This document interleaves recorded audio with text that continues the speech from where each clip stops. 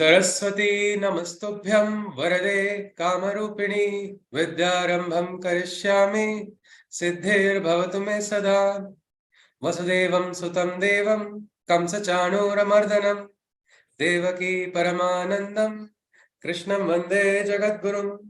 Krishnam Vande Jagadgurum. Hari Om. Yes, can someone recollect what is it that we have seen last? And again, I request all participants, please, if you can, turn on your video feeds. It's much easier to interact that way. Yes, please. Can someone recollect what is it that we saw last? We stopped at shloka number 42. We had not completed the 42nd shloka also. Can someone recollect anything?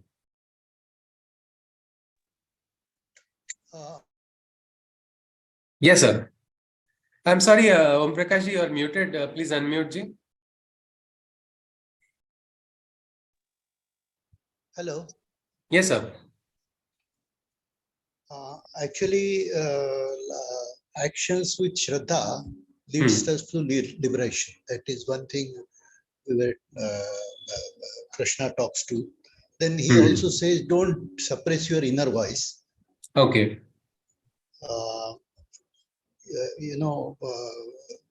Like don't go against your swadharma. Then he also introduces that desire and anger are the like siblings, and that is the Rajas Guna was just talked about. Yes, sir. Basically, he says that don't let the Indriyas drive you, your wisdom, because your wisdom gets affected. So first fight is with your own desires. So tame them so that you can. Okay. Yes, sir. And then senses beyond mind, and beyond mind there is intelligence also. Okay. So, you control that through. So senses, you should have control over your senses. All right, ji. All right.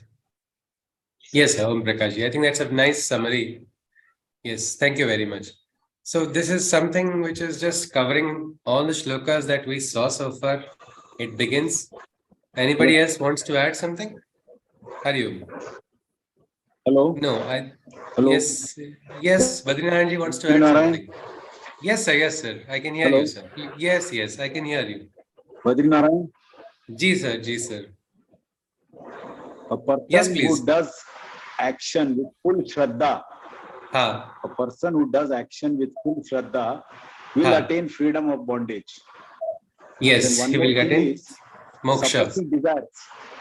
Suppressing desires is no good, but you need to transcend the desires. Ji. Then desires not fulfilled leads to anger. Ji. Due to rajas. Okay. Yes, sir. Absolutely. That's all. 2-3 points. Fine, I wanted to add. Thank you very much, sir. You have added to what Om Prakash ji has shared. Thank you very much. So again, we saw Krishna talking about, I'll just now mute everybody. If anybody wants to, you can just raise your hand, those who have turned on your video feeds. Otherwise, you can put your interactions. So yes, so that is what Badrinaran ji and Om Prakash ji has shared. What we have seen is Kama Esha, Krodha Esha, Rajo Guna Samudbhava. Because when Krishna tells Arjuna, follow your inner voice. It's not, you don't have to suppress your likes and dislikes, but don't get carried away by your likes and dislikes, then you will get in trouble. Just stop having this expectation. Because you're always having expectation, how do you get over it? Simple, Krishna tells, surrender to the divine, have Shraddha in the divine and do your works. Sometimes that's the simplest thing. Do your work as best as you can. That's all that is asked from us in the path of Karma Yoga. Remaining, it is said that Ram hamara kaam kare, hum baithe aram. If you do this much work, the divine does the remaining. But this aspect has to be properly and practically established. But Arjuna has a very interesting query. He says, Krishna, if you are saying that there is an inner voice inside of people, what happens to the inner voice when people do sin? Why do people do sin? Why are there bad people? where does that energy come to go against that inner nature and do wrong things? Krishna immediately says, Arjuna, it is these two enemies, Kama Esha, Krodha Esha. This is Kama and Krodha, desire and anger. These are siblings. They don't come separately. These are like they come together. You invite one person to the party, the other one will come. Whether or not you invite, they come together only. And what do? They ruin everything, is what Krishna is saying. Even the most intelligent people get carried away. Why? Because of these two. I didn't control my anger and I do something wrong in a state of anger. I will lose all the punya that I have accumulated also. All the good that I have done, I can just lose it in one moment. So that is why these are very powerful enemies. Krishna says these are the first enemies you have to fight. Your fight is on the inside, Arjuna, even before you start fighting Duryodhana, before you start fighting Drona and everybody on the Kauravan side. This is the first enemy you have to overcome. And this is the one on the inside. This is what Krishna is telling. Then Krishna goes on. He goes on to say something very interesting. He says, if the Indriyas are only governing you, if your desires are governing you, then your mind and intelligence, your buddhi and your mana, both can be cheated very well. Meaning, if I'm just allowing, sometimes people, when they have no desires, they do very good work. Suddenly, when desire comes, the desire comes from what? Some moha. Moha for sibling, moha for parent, mother, father, son, daughter, brother, sister, lover, friend, some kind of, even object also is a source of desire in somebody. And because of that desire, because of that, what they use the beautiful word, moha. When you get trapped in moha, it is said some mohan has happened on you. You have got, like what we can say, hypnotized. That is exactly what happens because of desires. And Krishna says, then if you allow the desires to lead you, you will be easily lost. Your mind will not work properly, your intelligence will go waste. Best example we can think of is when we go if we are going to give a presentation to a seminar. In a beautiful seminar, you are going to give a presentation. You have the knowledge, you have the wisdom, you have all the necessary data with you. You have a wonderful presentation PowerPoint ready. Everything is ready. You booked your residence very close, like hotel is very close to your venue of presentation also, just maybe a few kilometers. But you have booked a very useless driver who turns left instead of going right, south instead of going north. What's the use if you cannot reach the venue? All your intelligence goes waste. It is something like that. If you allow desires to drive you, you have appointed a very bad driver. No matter how great you are, if you are having this as your driver, you will lose all that you have accumulated. That's what Krishna is saying. That is why he says, Tasmatvam Indriyan Yadau Niyamya Bharatarshava Papmanam Prajahi Yenam Jnana Vijnana Nashanam. They are called destroyers of knowledge. Here, Krishna says, therefore, know this, O mighty seeker of light. Arjuna is that seeker, isn't it? He wants to realize the truth. He wants to realize the truth, move away from this darkness of depression, darkness of ignorance, and go into that light. So he says, first job is to tame your senses. Simplest thing is many times our Indriyas control us, don't take a decision because mostly it's going to be a wrong decision. Something has happened, something has disturbed us also. First job is to tame the sense, then react. Don't just react on the level of an emotion only. Krishna says these are the destroyers of knowledge. Slay these enemies. If you want to attack and destroy, this is what you should destroy. Next, we saw this shloka. This is a beautiful shloka which can be called a sopan of consciousness or a ladder of consciousness in the universe. How is it? We will look at it. We purposely stopped at half of it only because it requires us to have a little in-depth understanding. Indriyani paranyahur indriyebhya param manaha manasastu para buddhir yo buddhe paratastu saha. Beyond the senses that are supreme is the mind. So we understood that lowermost level is the level of Indriyas. I think we understand that very well. If we see somebody who is getting trapped by the desires, if somebody is an alcoholic, will you allow such a person who is a very, what we can say, always drunk?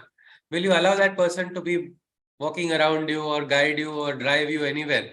No, because such a person, you understand, is not in control of anything, because that is a lower state. Somebody who is in the level of senses only is in the lower state of consciousness.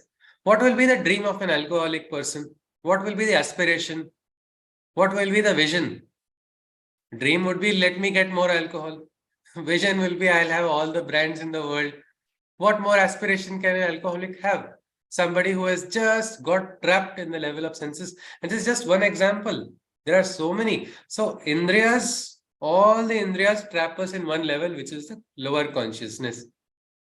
But higher than the Indriyas is the mind. Mind can help us control the Indriyas. It is like the Indra of the Indriyas. Mana is the leader. So with the mind, you can control sometimes wrong desire. Sometimes you get irritated with somebody. You hear something wrong, then you feel I should now scream at this person or use all the choicest abuses at that person. That is the immediate reaction. But your mind says, no, this is not right. Don't do this. You will face the consequence. Imagine a junior gets angry and starts shouting at his senior all the choicest abuses. What's going to happen? He will lose his job. Something like that, the mind tells us, the Vivek Buddhi starts functioning. But first, mind has a little bit more control over the Indriyas. Mind can help us get some amount of control. But we saw mind is the Raja of the finite kingdom only. Our perception is not the entire universe, isn't it? The universe is beyond our perception. Indriyas I can see only what is limited. Without my glasses, I can see up to a particular limit. Even with my glasses, I cannot see infrared, I cannot see ultraviolet. I can't hear infrasonic, I can't hear ultrasonic. My skin also can feel up to a particular level of cold or heat, beyond which these senses are of no use. So whatever my mind is going to be processing is also going to be on the basis of what I hear or what I perceive. So mind also is not everything. The world keeps telling us, because that is what our Sanatana Dharma has forgotten. So we learn about the West. Indian yogis had already done great research on the mind. They had identified the power of the mind and also limitation of the mind. Krishna is pointing here. That's the limitation of the mind. Mind is limited by its own logic, by its own logic of understanding. Example, I can say, I think we have an engineer. So when I was in my engineering college, thermodynamics was one subject which was very irritating for me. And somehow I was wondering, let me understand and grasp all these laws. But maybe I could understand the laws of thermodynamics of my semester only. Can I understand the entire thermodynamic equation of the universe? What give and take is taking place? It's not possible. There is so much flux at so many things beyond my capacity of understanding also. That much is important to realize that yes, there is something which is finite, there is something which is limited. That is the mind. But now, what is higher than the mind? Krishna, let us see here. Beyond the senses, there are supreme, is the mind. Beyond the mind, the awakened intelligence you find. There is something called an awakened intelligence, or which is called a buddhi. I think yesterday we saw, like what we can say, some examples of people sharing what moments they had which were beyond the logic. Something happening beyond logic. People use different words. People say, I got a psychic glimpse. People say it was magic. People say it is some kind of clairvoyance. Now, these are loosely uttered words, but they all indicate a phenomenon of something which is beyond the mind. That is, in Sanskrit, we use the word buddhi. Buddhi is said to be higher than the mind. And if you just go back, into that moment when you had that experience, that everybody can only do it best. Different people have different ways of understanding and connecting with that experience.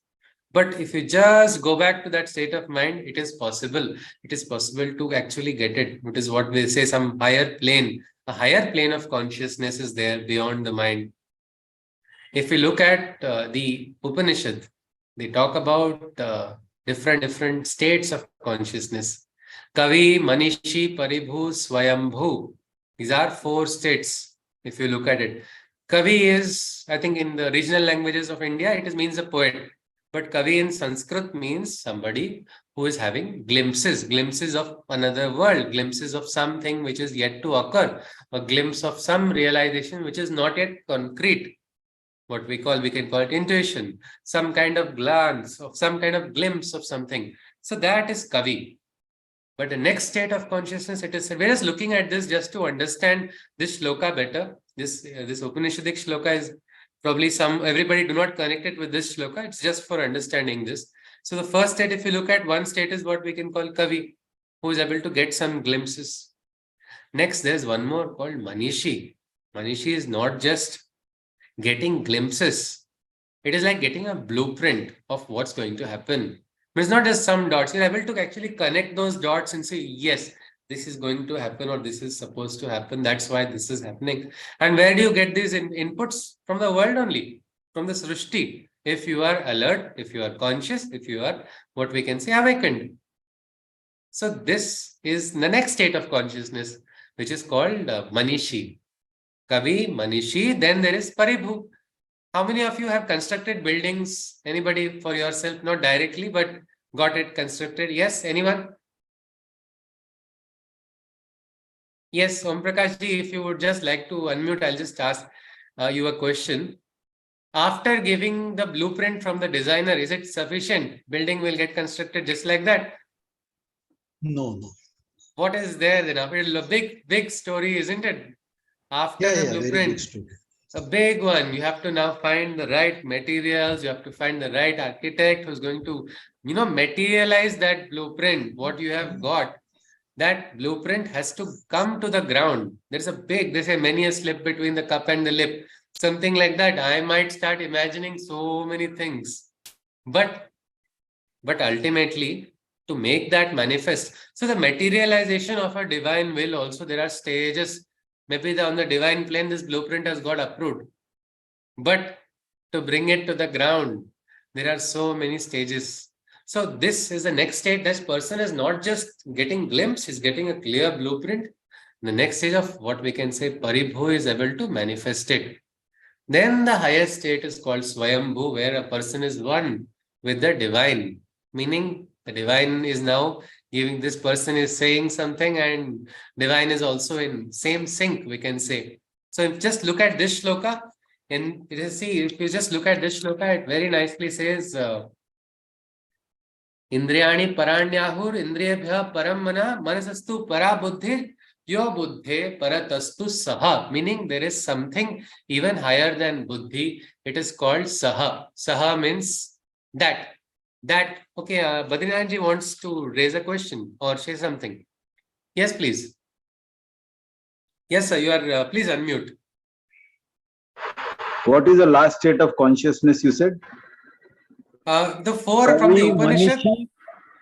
Kavir, Manishi, Paribhu and Swayambhu. And Swayambhu. It's there, I think, in the Isha Upanishadic verse. Yes, sir. What is Swayambhu, please?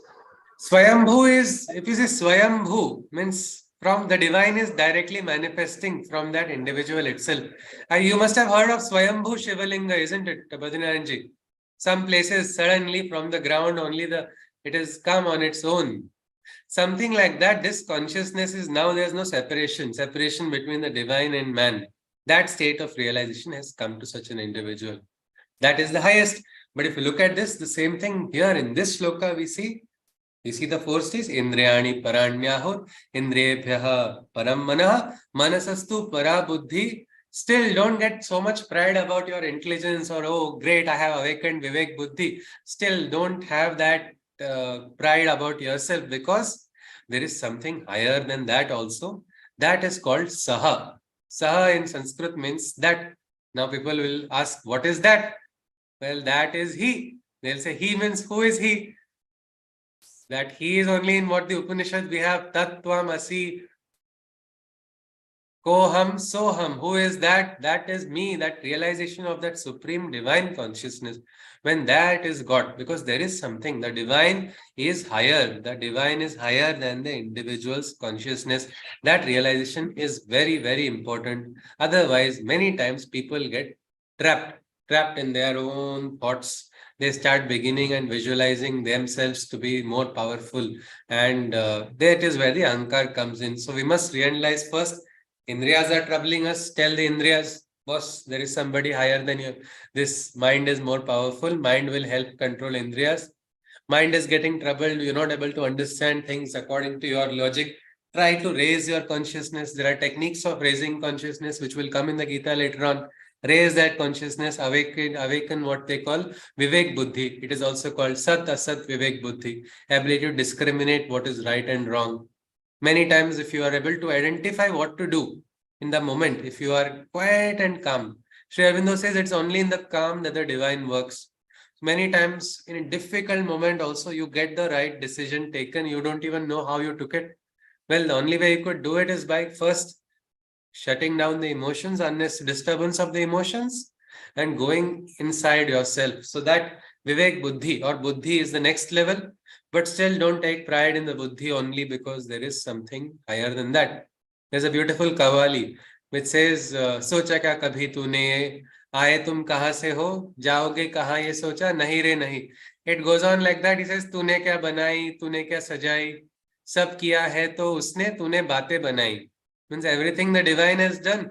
You are only just making stories that I did this, I constructed this, I made so and so.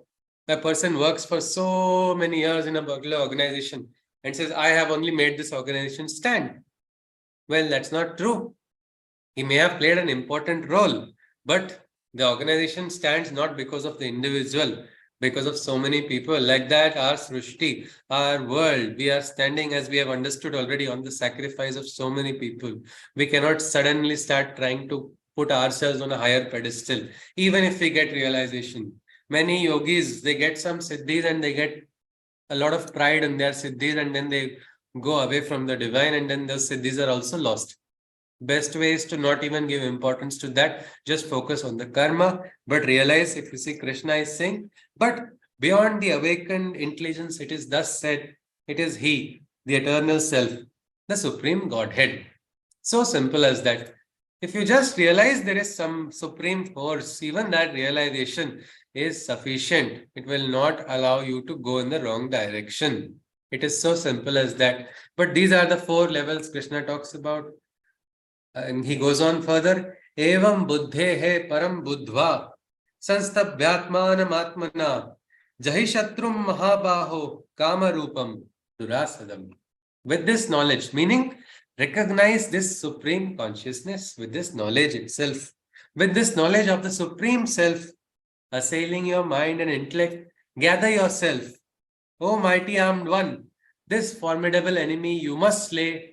Destroy desire for truth's light to make way. Krishna is saying this is the desire which is the enemy inside of you, which is taking you. Many times we don't know, we feel desires are good and desires are right, and we allow us to be carried away by desires, and then we regret why did we allow ourselves to get carried away, because truth comes out and you see this was not right. If you just look back in your life 10 years ago, what you desired very badly, I don't think you desire the same thing right now, because desires always have this expiry date. Because of that, that is not truth. Truth is that which is eternal, no expiry date. Truth is satyameva jayate. Always, always it will remain the same. Eternal, shashvat, sanatan. All these words are used for describing the truth. So Krishna says, first understand, let that truth. That is why so beautiful our scriptures are. They are not forcing us to blindly follow anything, but they are talking about realizing. Somebody asked a very nice question to me. Why on Quora? Why did Krishna give such a long dialogue to Arjuna? He could have easily told Arjuna that, see, look, he could have instigated Arjuna by reminding him about Draupadi or badness of Duryodhana to fight. Why did he have such a long dialogue? Well, Krishna didn't have a long dialogue. Arjuna had the long dialogue. Arjuna had his questions, and Krishna didn't give an order because Krishna did not want to create zombie follower, isn't it? He wanted Arjuna to himself be awakened. Arjuna should be able to take his decision. He shouldn't go just mindless. He must have his own consciousness. And it's more about the awakened consciousness inside of Arjuna. He should be the hero. Sanatana Dharma talks about making 100,000 heroes. Even if you see Guru Gobind Singh, Sawa lakh de ek ladawa, then only you will call follower of Guru Gobind Singh if you are able to fight Sawa lakh people. He said, I'll create such a warrior that even the small bird will go and try to fight the falcon. One sparrow will try to go and fight the falcon. That awakening. If you see Rigveda also, it begins with, if you see Agnim Mene Purohitam, Agni is invoked to give the power of the hero inside of the chanter, inside of the person, of the individual. So here, to realize this, first thing is we have to realize truth. When we realize that, then you are actually connected with the highest realization, which will empower you to take a stand in life when you are having that clarity. So Krishna is giving all of this to Arjuna. The problem is we don't know if Arjuna wants all of this. Arjuna has some other aspiration to get a quick fix solution and get out of this tricky situation where he is in. But let us see, we are going to start next shloka, next adhyay. Next adhyay is going to start with Krishna speaking, and Arjuna is going to immediately counter something in a very interesting way. So I'll just share the illustration for the next adhyay and we'll begin. Can someone please unmute and who wants to describe it? You are most welcome to describe it. Yes, please.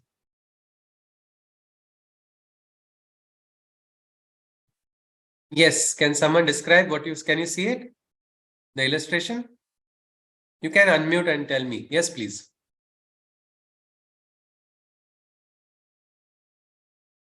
Hariomji, can someone describe this illustration for me? If you transcend above the senses, okay, we can achieve anything higher. Acha, okay, Madhaviji is saying, all right, that's something interesting. But would you like to describe the image? Okay, somebody else, Dineshji. Okay. Yes, so there is no need to search for miracles. The miracle or the godly trait is inside us. If we awaken that, then we can able to see it. Okay, maybe that hero which we are searching for is actually inside of us only. We are not seeing here only. We are searching in neighbor's place or somewhere else, going elsewhere, but not realizing it is inside. Is that what you are suggesting, Dineshji? Yes, yes. Okay, all right. Anybody would like to add to what Dineshji has shared? It's connected with the next adhyay. Yes, please.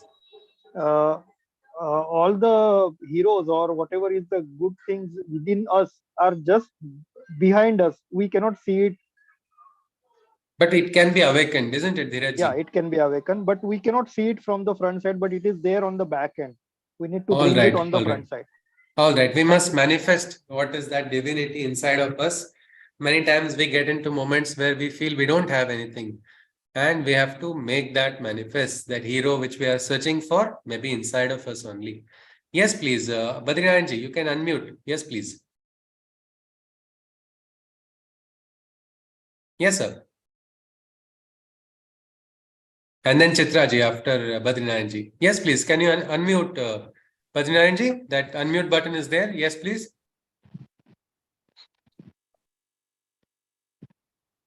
All right. I think something. Yes, yes, yes, sir. That angel indicates that we have got angel-like qualities in us, which we should awaken so that we realize our inner potential. All right, sir. Absolutely. Yes, ji. Okay, Chitraji and then Ashaji. Yes, Chitraji. Yeah, we can become what we want to become. If we want to become whatever we want to become, that's what I felt. Yes, absolutely. We have that potential. It is said that there is no dearth of talent inside of us, and then there are talents which we have not manifested. When we raise our consciousness, they can get manifested. They say on the spiritual path, what happens is it's like how a field which is not having good nutrients also can get transformed into a field that blossoms everything. so that transformation is possible and manifesting of talents. Yes, Ashaji wants to add. Yes, Ashaji, and we'll quickly go ahead. Yeah, I think most of the people have said what I wanted to say, but just giving a simile, that is of a musk deer, which roams on from thinking from where the perfume is coming, the smell is coming, not Okay. realizing it is from within him or within the deer only. Okay, So okay, like like the that, deer. this divinity is within us. So we have to be aware of that. I mean, if we awaken that, Yes, yes. then we can be a representative of God in this Absolutely, life. absolutely. This is actually a very important truth, but many times we forget it. I'll just read out the tagline and we'll conclude. When man can awaken the godly trait inside, every human being has the potential to become a divine representative on earth. I mean, what is a divine representative is what we can say like a vibhuti only of the divine. Many times people say they show their card, I'm so and so, I belong to this company or I work in this company. Then immediately people like, अरे वाह सलाम करो इसको बड़ा आदमी है और बड़ा this ये मैडम तो इस company में काम कर रही है, all this because that reputation is there. Well, imagine being a representative of the divine. And Krishna, here in this adhyay we are going to see that every individual has that potential to become a divine representative when you awaken the divine trait inside. Let us see how it's connected. We'll stop that and directly enter now into what is the fourth adhyay. Krishna is going to start saying something very interesting.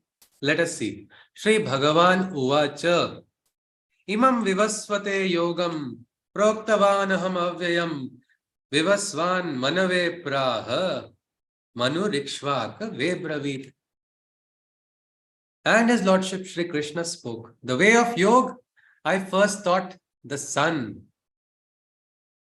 Krishna says, the way of yoga, I first thought the sun, who then revealed to Manu, who was the first mortal one. And this knowledge to the first king, Ikshvaku, Manu transferred. Thus, in this way, knowledge passed on from the first word. Krishna says, I transferred this knowledge first to the Surya. Surya then passed it on to Manu. Manu then passed it on to Ikshvaku. And that is how it spread. Krishna goes on. Evam parampara praptam imam rajarshayo viduhu sakale neha mahata yogo nashta parantapa. This tradition was upheld then by the regal sages. And from sage to sage, it was conveyed in succession. The Raja Rishis came afterwards, Krishna is saying. After the Ikshvaku, one after the other, the Raja Rishis received the wisdom. They passed it on. Now, has anybody heard of this game called Chinese Whisper? Yes, can someone tell me the rule? What is there in that game? What do you do? Yes, I can tell. Yeah, Can okay. Yes. The group of people usually stand in line or sit somewhere, and one Yeah. person says something inside the ear of one person. He has to whisper it to the next person. But ultimately, what happens when it goes to say over 10, 15 people, the original version is lost. Gets distorted completely, isn't Something, it? yes. So now Krishna is saying something similar happened, probably with the highest wisdom also. First, it was given to Surya. Surya passed on to Manu. Manu passed on to Ikshvaku. Ikshvaku passed on to Rajarishis, one after the other. I think we have seen even electricity transmission lines, electricity, there is loss. It is calculated. When there was a transmission tower construction plant unit here. So what they would do is all these calculations are very important. Heating loss, so many losses have to be calculated. Well, just something like that. This is being passed on. The knowledge and wisdom is being passed on from generation to generation. Krishna is being telling Arjuna, oh Arjuna, this knowledge that was passed on by the sages with the passage of time got lost in transmission. Something very similar happened. I think if we go back to our school days also, we can think of sometimes we had very wonderful teachers. One teacher would take a beautiful class. Only a few students would actually grasp all of it, and others would, if you see, sometimes you have a dialogue with friends and, hey, I heard this in school. The friend was also with you in the same class. When did you hear it? It was never told is what that person believes. Why is that? Because that person did not listen or he did not receive. His reception was not, transmission was happening, same transmission happening. but reception was different. Sometimes people would add 1 + 1, 2 and go some more steps ahead to what is received also. But this loss of transmission is a very common human aspect. When something is shared, only a portion of it. We cannot expect perfect transmission unless it is in the what we say Guru Parampara. It goes on perfectly. It's like that is something where there is no ankar in between, there is no deviation. The great Drudha Nishta is there, so transmission is perfect. But otherwise, a loss happens, and Krishna is saying these great ones also, while they were transferring, there was some loss. And so the biggest knowledge, highest knowledge, was somehow missed. In Kusti also, there is a very common thing. What the Guru, or in Kusti, he decides to one move he keeps secret. He doesn't pass it on to the Shishya, because the Guru wants to show he is stronger than the Shishya, and he will not pass on this. Now, if this keeps happening, what will happen every generation? First Guru has passed on, say, only these many moves. Next Guru says, no, I learned these many, I'll keep one secret so I can, the time comes, I will show kaun sabse bada Guru hai. And he keeps on passing. What will happen after 10 generations? Nobody will know. They will only be tickling each other. They'll forget the real way of Kusti. Something like that. Well, this knowledge also, the higher knowledge, somehow got lost, is what Krishna is saying. The reasons have not been very detailedly explained, but we can surmise could be one of these reasons why it got lost. Transmission loss has taken place. But Krishna says, he says, Sa evayam maya tedya yoga proktam puratanaha bhaktosi me sakha cheti yet rahasyam hetat uttamam. So Krishna says, I'll tell you, and he also tells why I am going to tell you. He says, the same knowledge that I had first thought, I shared with you to enlighten your thought. This king of secrets to you too I shall lend.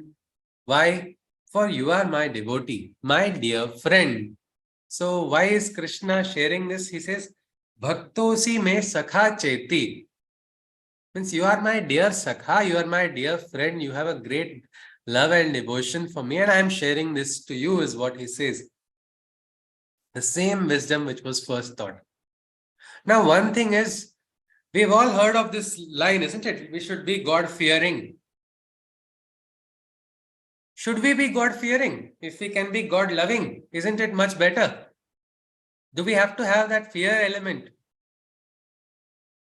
Yes, no, isn't it? My Guru Namleji, when he was very young, he was a young representative, and that time in the railway station, he saw one small book. And that time, like on the railway station, I think even now you don't, but people don't read that much. They're busy with their phones. But he saw that book and he was very surprised with that line. Bhagwan Hamara Mitra. Some young yogi had written that book. And he was like, what is this? He has been thought to be, you have to have fear for God. And that way only he was remembering all of it. What can this mean? He saw the back cover. Okay, this is a young yogi. Somebody has written. Let me see. And he started reading it in the train throughout his journey till the next stop. He not only finished the book, but he says from that day onwards, Bhagavan became his friend. That fear for God, be God-fearing, that aspect, he said, enough of this. Why should I fear? What great sin have I done to be afraid of God? I have not done something. I am not a sinner who has done so much bad sin that I should always be afraid. Let me consider God as my friend. And here we see Krishna is telling Arjuna, one of the perks of having friendship is what? You can take advantage of your friend, isn't it? Something like that, same with the Bhagwan also. And that is a really beautiful relationship. Maitri Bhava, Sakha Bhava, Sakhi Bhava, so many like that. People try to establish that with the divine. And that's much better than having any other fear aspect inside. And Krishna tells this to Arjuna. So my question is, if Krishna told this to you, I am going to share you that same knowledge. What will your reaction be? Anybody? Anyone? That same knowledge which was passed on to the great, to Surya, the Manu and Ikshvaku, the Rajarishis, and got lost, hidden so many years it got hidden. But now I'll reveal to you, so you will get it again. What will your reaction be? Anybody? If you can just unmute and tell me. Yes, please. Suspicious what he telling?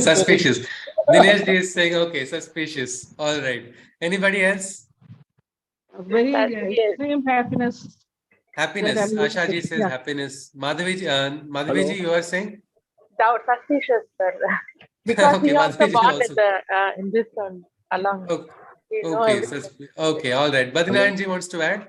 Yes, sir. We will be too eager to have it so that it can develop us. Absolutely, absolutely. All right. I think we've just heard a lot of interesting reactions. Now we have to hear our Arjuna's reaction. He is going to give us a very interesting one. He is going to question. Krishna just now called him my dear friend, my sakha. I will release the highest knowledge to you. And look at Arjuna's reaction. He says, Arjuna Uvacha. He says, Aparam bhavato janma, param janma vivasvataha. Kathametad vijaniyam tvam madhav proktavaniti. Arjuna questioned. The sun god was the first amongst the living. Even before birth was the sun's beginning. How is it that I can comprehend what you say, that you instructed the sun on the first day? It's like, kuch to gadbad hai, he's telling immediately to Krishna. He says, just because I said Shishyasteham to you, you are going to tell me anything and I will believe it. How can I understand this, Krishna? You are born in sunlight. How did you go back in time? Did you create a time machine or it does not? I don't understand. My logic is not able to accept that you thought the Surya. He is now doubting Krishna completely. Now tell me one path where such a freedom is there, where you can directly doubt. Here God is only being questioned and saying, how can I? Don't fool me. Just because I am listening, you call me Sakha and all, I will not believe. I will not fall in that trap. No buttering me. I want the truth. How can I understand this is what he asks. And he very nicely says, it's like probably, yes, we have celebrated Janmashtami and everything. Your birth was in the sunlight. How can you tell me this and how do you expect me to believe it is what he is asking. Krishna does not get annoyed. He doesn't say this is blasphemy or this is wrong or you have insulted me, so I will send you to hell. No. Krishna again replies the same loving, patient way. That is why Krishna is so beloved for everybody. His patience will never run out. Let us see what Krishna says. Shri Bhagavan Uvacha Bahuni me vyatitani janmani tavacharjuna tanyaham ved sarvani natvam vedha parantapa. Krishna answered, many births before, O Arjuna, I have seen, and many times born, you too have been. The only difference is that of all of them I know, but you are unaware of them and hence don't know. Krishna just tells him clearly, see Arjuna, this Krishna you are seeing in front of you is not the only one. I have taken previous births also. What just me? You also have taken so many births before becoming the Arjuna in front of me. There is a history, there is a past which you are not aware. Many births have been taken, but there is one difference between Krishna and Arjuna. Krishna is conscious, Arjuna is unconscious. So simple as that. When Arjuna becomes conscious, Arjuna will become Krishna only.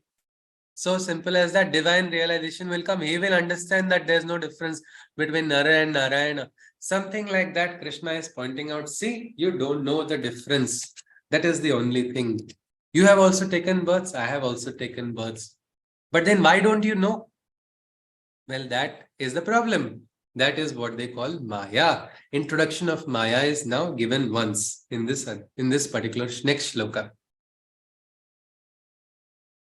Ajopi sanna vyavayatma bhutanam mishwaropi san prakritim swamadhisthaya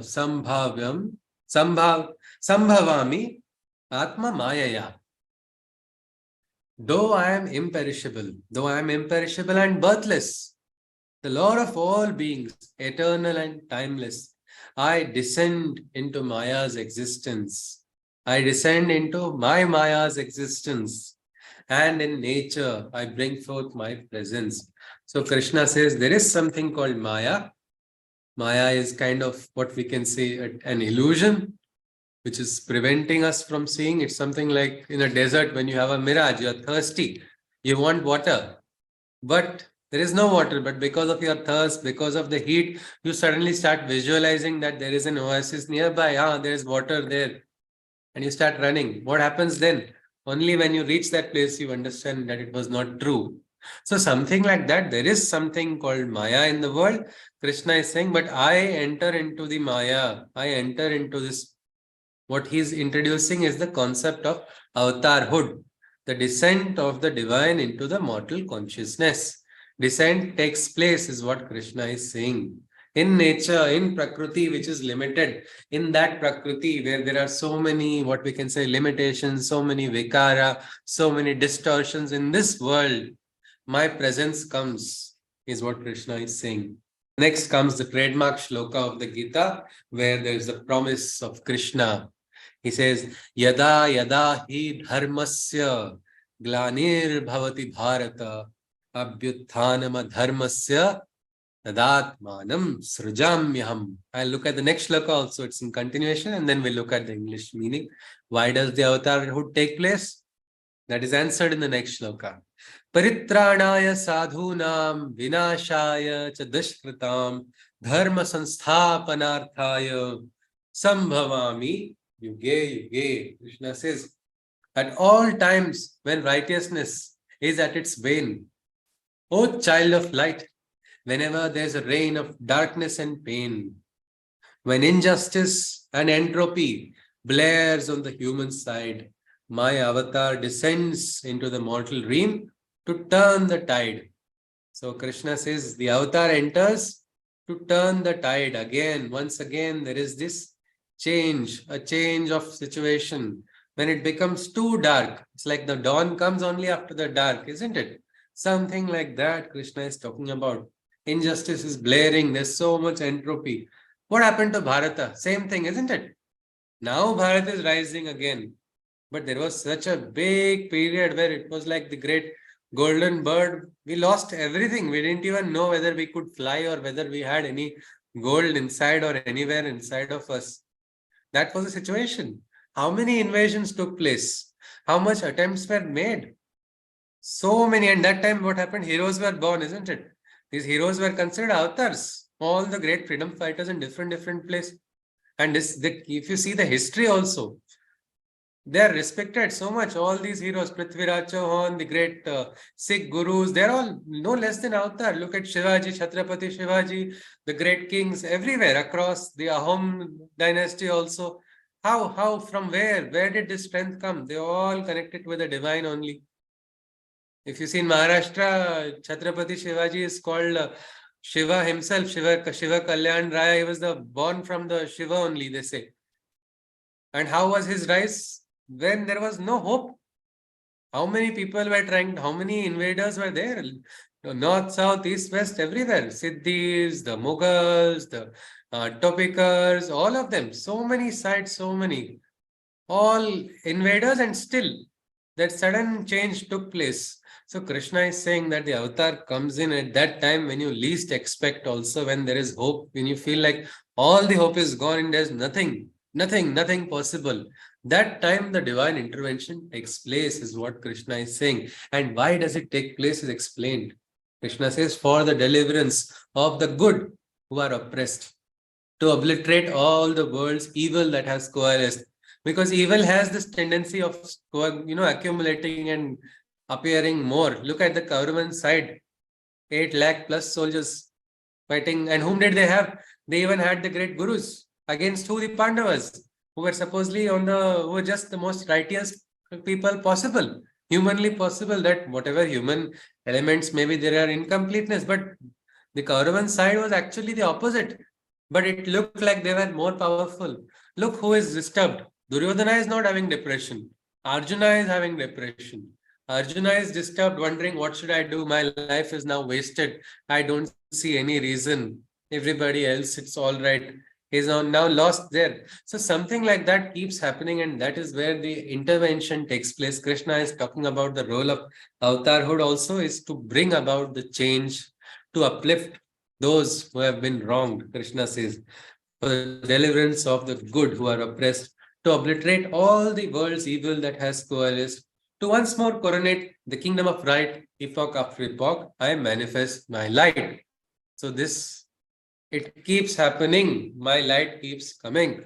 But then is this just one cycle which is happening when we are telling Punarapi Janama, Punarapi Marana, we should get free from this cycle? Is our avatar only trapped in a cycle of birth again and again, new avatarhood? Or is there a conscious movement in this avatarhood also? That remains to be seen. If anybody can tell me the avatars also, the symbolism is very strong and very obvious in all the avatars. Which anybody knows the system of Dashavatar? Can someone tell me the name of the Dashavatar one by one? We'll just look at them in short. Of course, we have some time. We'll be able to look at it and some more shlokas. Can someone just tell me the names of the avatars which are recognized in the Dashavatara? Tortoise. I don't Was know it the first? Hindi. The first one is Matsya, isn't it, Ashaji? Ma- Matsya ma- avatar. Matsya. Matsya avatar. Matsya avatar is the aquatic one, isn't it? The fish. If you Yes. look at, we studied in school biology, we learned that first life was aquatic only, isn't it? So the first avatar is the aquatic. Next, after Yes. Matsya is Kurma, isn't it? Uh, Kurma, yes. the tortoise, as Ashaji said. So what is it? It is amphibious, isn't it? Next avatar also, there's a shift of consciousness also, if you see in the avatarhood symbolism. And it is very much what we've seen in modern science also. It is somewhere like that. We see Matsya, then there is the Kurma, and then after Kurma, Varaha. Varaha. If you look at it, a terrestrial inhabitation of that avatar. Next move, that next shift in the consciousness is terrestrial, Varaha. Then Vamana. Vamana, from the animal to the prototype of man, isn't it? Vamana was a dwarf man, the dwarf man. All right, then Vamana. After Vamana, Narasimha. was Narasimha before? Yes, Narasimha and then Vamana, isn't it? Half man, half before the human consciousness, it was Narasimha that was before. So the Narasimha avatar, which is half animal, half human. Then we have the Vamana avatar, the dwarf man. After Vamana, Parashurama, isn't it? Parshurama. Parashurama, he-man, we can say, full energy of the, what we can say, absolute brute force also. Agratas chaturo veda prushtataha sarasandhanu idam brahmam idam kshatram shapadapi sharadapi. Meaning I can curse with my weapons, I'll curse with you, I can kill with my curses, I can kill with my weapons also. I have in front of me the Vedas and my weapons at the back.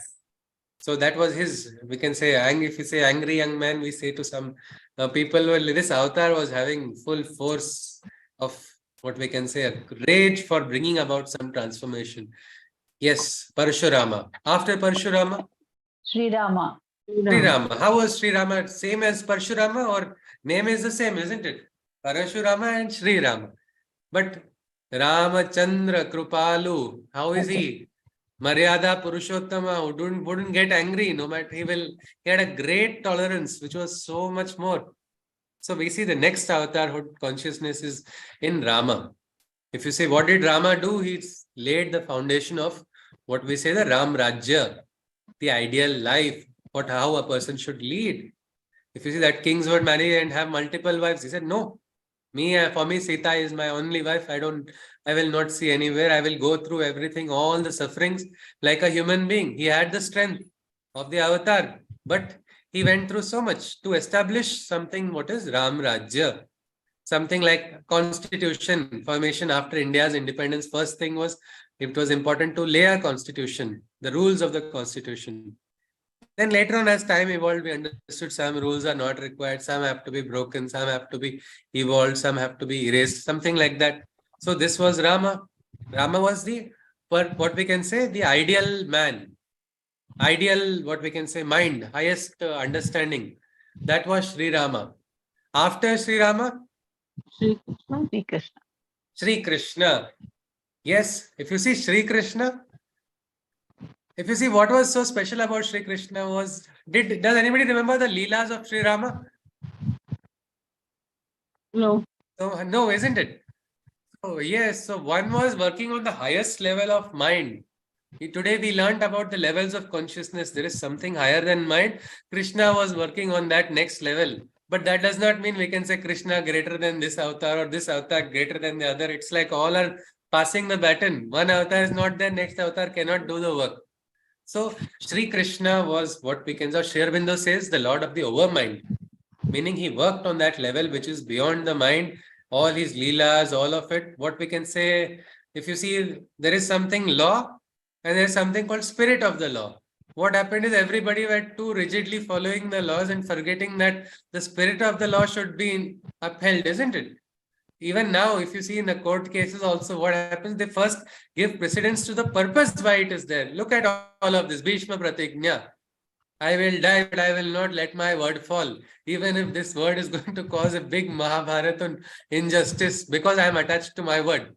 There was requirement of somebody like Krishna to come and teach enough, understand the spirit of things that needs to be done. So the next level of consciousness, we can say beyond mind, that was Sri Krishna. Krishna worked on a higher level. So many, it was like people would see Krishna in multiple places at the same time also, or so many other things. He bent the rules, did not break them. So that was Krishna. For what? For dharma sansthapanarthaya. Same reason only. For establishing dharma. All of them are doing that same rule. After Krishna, people have pushed him into another religion, but he is from the Sanatan only. Who is after Krishna? Buddha. Gautam Buddha. Absolutely. Buddha. And look at the realization. The realization of complete was like how, if you see completely, it was this prince sees suffering, gets disturbed with suffering and tries to connect directly with the supreme divine. And he said, I will not follow the entire other methods.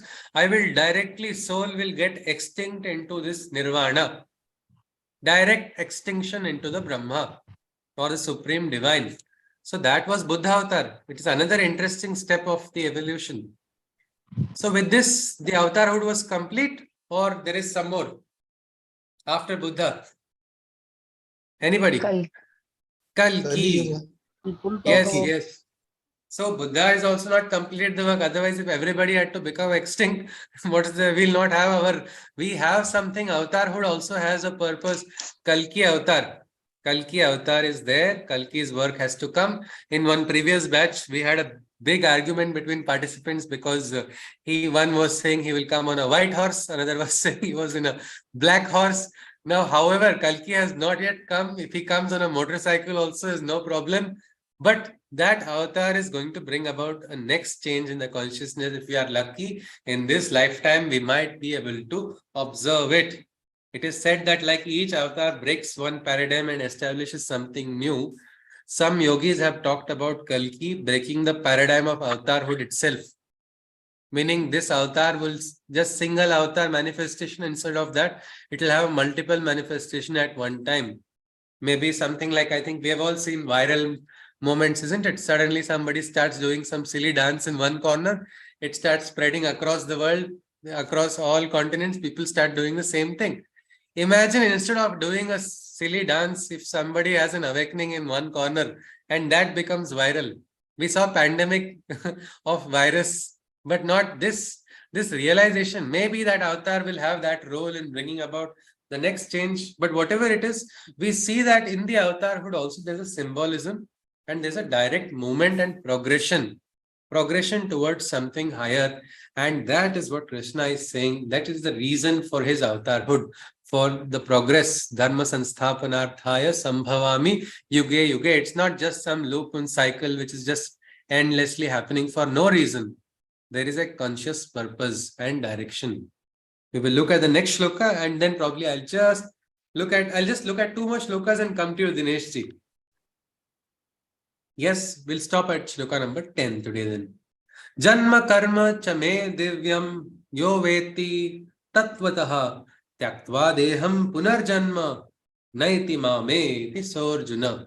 Janma karma chame divyam. My janma and my karma is divine is what Krishna is saying. He who understands my birth divine and knows the ways of my divine works After death, his consciousness merges into mine and he relapses not into the cycle of endless birth. Meaning moksha is that person's only. Mukti is, I did not realize mukti can be so easy. Krishna is just making it so simple. Just recognizing the divine's presence, the way of the divine works, Janma Karma Chame Divyam. Krishna is saying, just realizing my divine presence and my divine birth can liberate you. My small question is how? How can realizing presence of divine make any difference? Or can it make a difference in life? If there is this realization. I'm not talking about some auto suggestion or telling yourself, yes, God is there, God is there. No, but actually getting a realization, yes, God is. How can it make a difference? Anybody? Krishna says it gives you mukti only, you'll become liberated. But will it make a difference if we just get some sakshatkar, some anubhav, some experience or some concrete realization which will stay with us, not just because some suggestion has come, it's a realization. Will it make a difference in our life? If yes, how? Krishna says you get mukti only. Anybody, could you tell me? Yes, Dheeraj. Yeah, in that scenario, people will be very cautious before doing anything. Yes, absolutely, absolutely. That is why it is said you have different mantras, japas, and smaran of the divine. They say, remember, sometimes they say, Atriputro Mahatejo Dattatreyo Mahamuni Tasya Smarana Matrena Sarva Papai Pramunchate. Meaning, just the smarana will remove all the papa. Because when you are conscious of the divine, then you will not do something unnecessarily wrong.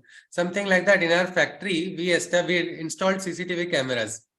All the women are from the village only. They have not passed 8th standard. So I took a little advantage and I said, your audio is also being recorded in the CCTV camera. After that, immediately we saw increase in production because they all know Ayya is watching.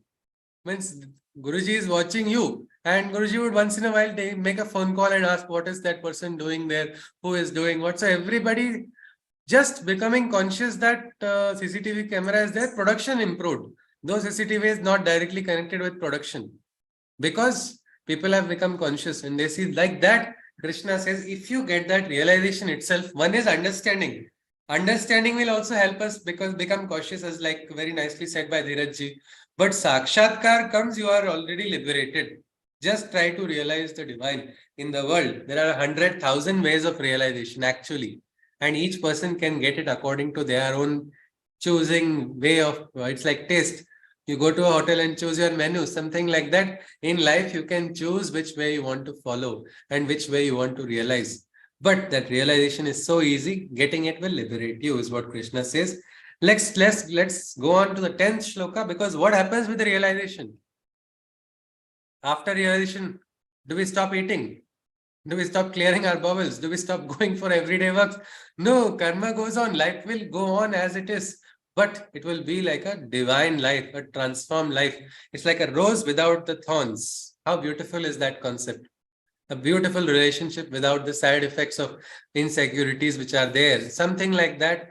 That is how a life can be. It can become a divine life with that realization. Krishna says, Vitaraga Bhaya Krodha Manmaya Mamupashritaha Bahavo Jnana Tapasa Puta Madbhava Magataha. Thus exempted from attachment, fear and anger, with their minds seeking refuge in my shelter. Such men of knowledge who have performed penance in divinizing life, they have been able to advance, meaning they have been able to make their lives divine. This is a very important aspect. Why? Why should we just go on the spiritual path? Not because we will get a halo or above our head, or we'll suddenly start levitating. No, just our life will become what we can call a divine life. Sri Aurobindo has written a beautiful book on life divine. There's a beautiful photo of Dr. Abdul Kalam also sitting with a veena, and there's a life divine book next to him, and he's sitting on the floor only, and with a very divine and serene smile. What is that realization which can make little moments also special, which can make our ordinary moments extraordinary? Well, that is the sakshatkar of the consciousness of the divine. In little moments, you might be just sitting in one place, you might be cooking something, you might be writing something, but that ordinary words will become divine words. Your cooking will be having the blessing of Ma Annapurna only. Or if your speech will become some Vedavani only on your own, on its own. When all can be possible when the God touch is there, is Sri Aurobindo's words. Just when that divine touch is there. So to make that possible, we have to rise as we saw today. There is a level which is higher than the Indriyas. We need to go there, and there's a beautiful world waiting. We don't have to leave the world. A lot of people feel afraid of spirituality. Don't go. Yes, youngsters are warned. They say, don't follow on the path of spirituality. It is bad. One aunt had actually gone and told my mother when she felt around 12 years back, when she heard, she said, he has taken to spirituality. And her expression was, it was like, I have passed away in front of her eyes only. She was talking that way. Now, 12 years later, now she is having a different understanding. She says, what you are doing is very good. But 12 years back, she thought something else. Because a lot of people think we need to leave the world. That's not what Krishna is telling. Krishna is not asking Arjuna to leave the battlefield. He wants Arjuna to become a hero and enter into the battlefield. That is what he wants. He wants Arjuna to awaken. That's why he's passing it. He's not giving an elaborate speech also. Arjuna's questions, like I said, make it interesting. Otherwise, if I was there, it would have been very boring. I would say, Kim Karomi Krishna. He would say, Yuddham Karotu. I would say, Astu Ji, or yes, sir, and over. Gita is not, no Gita at all. But because Arjuna's there, questions are there, let us all try to connect with the Gita and its principles in a practical aspect that will have the greatest value for us. Dinesh ji's question, if it is a small one, I'll look at it now. Then we'll conclude with the Shanti Mantra, or should I conclude with the Shanti Mantra first? Dinesh, I think it is time, so I'll conclude with the Shanti Mantra. Then your question, we can look at it. Hari Yeah, Om. please. All right. Sarve bhavantu sukhinah. Sarve santu niramayah. Sarve bhadrani pashyantu. Ma kaschid dukkha bhag bhavet. Hari Om Tatsat. Krishna Bande Jagat Guru. Hari Om. Namaste. Hari Om ji. Yes, please. Hari Om, sir. Hari Om ji. Namaste. Namaste ji. Hari Hari Om Om. ji. Namaste. Hari Om. Hari Om. Hari Om ji. Hari Om. Hari Om ji. Hari Om ji. Hari Om. Hari Om ji. Hari Om. Hari Om ji. Yes, Dinesh ji. Your question was there, Dinesh ji? Yeah. So I was asking that this evolution of avatarhood, is it also like, I mean, the way adharma was evolving, to counter that, this is required, this kind of evolution of dharma, the dynamic range of is required.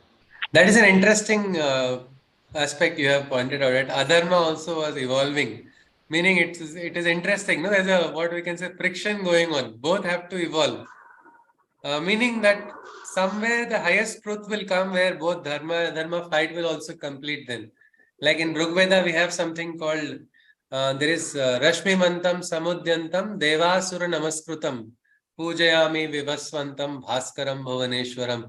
Meaning both Deva and Asura do the namaskar to that supreme divine. Maybe that churning is taking place. Yes, so the avatar also has to keep working because the Srishti is creating greater and newer challenges. What scriptures were having questions now, youngsters are asking simple questions which are in our Krishna's butter class. Sometimes our teachers come for long discussions because the children ask some questions which really teachers don't want to simply give some answer. So one person had asked, so should we become like robots if we have to surrender? Krishna wants robots only. That was a question that one small boy asked in the class. And the teacher was really bold by that question. And the teacher said, I'll tell about it tomorrow.